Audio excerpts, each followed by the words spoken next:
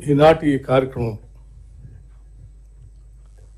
సింగరేణి సంస్థలో పనిచేసేటువంటి దాదాపు 43,000 మంది ఉద్యోగస్తులందరికీ ప్రమాదవశాత్తు మరణిస్తే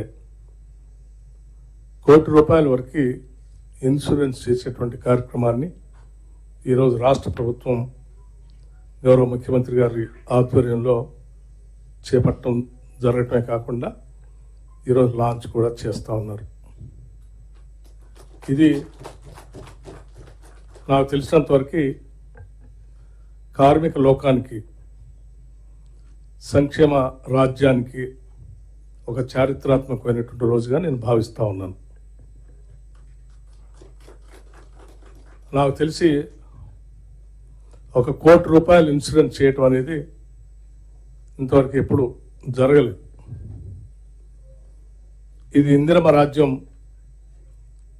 ఈ రాష్ట్రంలో అధికారంలోకి వచ్చిన తర్వాత సంక్షేమ రాజ్యంగా ముందుకు అడుగులు వేస్తూ ఈ రాష్ట్ర ప్రభుత్వం 6 గ్యారంటీలతో పాటు రాష్ట్రానికి వెలుగునిచ్చేటువంటి సింగరేణిలో పనిచేసే కార్మికులందరూ కూడా ఈ ప్రభుత్వానికి అత్యంత ఇష్టమైనటువంటి కార్మికులుగా భావిస్తూ ఈ కార్మికుల్ని కాపాడుకోవాల్సినటువంటి బాధ్యత కూడా ఈ ప్రభుత్వం భావించి ఈరోజు ₹1 కోటి ఇన్సూరెన్స్ కార్యక్రమాన్ని కూడా చేపట్టడం జరిగిందని చెప్పి మీ అందరికీ చెప్పడానికి చాలా సంతోషిస్తూ ఉన్నాం. కేవలం ఈ సింగరేణి కార్మికుల్లో ప్రభుత్వ ఉద్యోగులుగా ఉన్నటువంటి వాళ్ళకి కాకుండా అవుట్సోర్సింగ్గా ఉన్నటువంటి వాళ్ళకు కూడా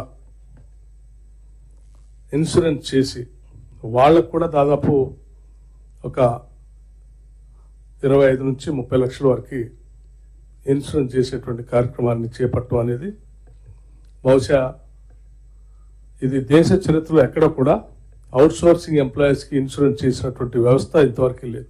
అది కేవలం తెలంగాణలో కాంగ్రెస్ ప్రభుత్వం మాత్రమే మొట్టమొదటిసారి దేశానికి ఆదర్శంగా చేస్తున్నటువంటి కార్యక్రమంగా కూడా ఈ సందర్భంగా ప్రకటిస్తూ ఉన్నాం.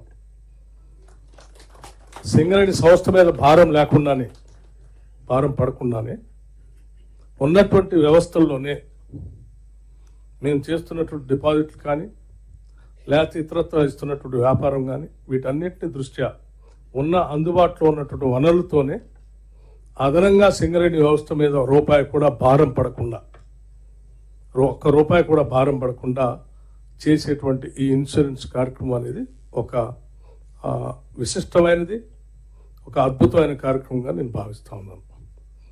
దీన్ని ఈరోజు మనం ప్రకటించుకోవటమే కాకుండా ఈ ఇన్సూరెన్స్ చేసేటువంటి కార్యక్రమాన్ని ఇవాళ ఎంఓఏ చేసేటువంటి కార్యక్రమం కేవలం అయితే ప్రకటించి వదిలేసేయటం కాదు, అందరి ముందు సాక్షాత్తు ఈ రాష్ట్ర ప్రజానికి మొత్తం అందరికీ తెలిసేటట్టుగా పబ్లిక్గా మీ అందరినీ ఆహ్వానించి సంస్థ మీడియాను కూడా ఇక్కడికి ఆహ్వానించి అందరి మంత్రివర్గ సహచరుల మధ్యలో మాకున్నటువంటి సింగరేణి పరిసర ప్రాంతాల్లో ఉన్నటువంటి శాసనసభ్యులు అందరి సమక్షంలో సింగరేణి కార్మికుల కోసం చేసేటువంటి కార్యక్రమాన్ని పబ్లిక్గా చేయాలనేటువంటి ఒక ఉన్నతమైన ఆలోచనతోనే ఈరోజు ఈ కార్యక్రమాన్ని ఇక్కడ చేపట్టడం జరిగింది.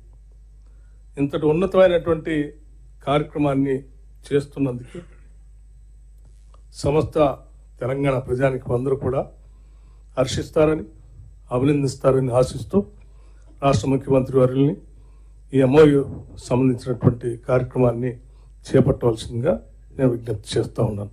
Thank you. బలరాం.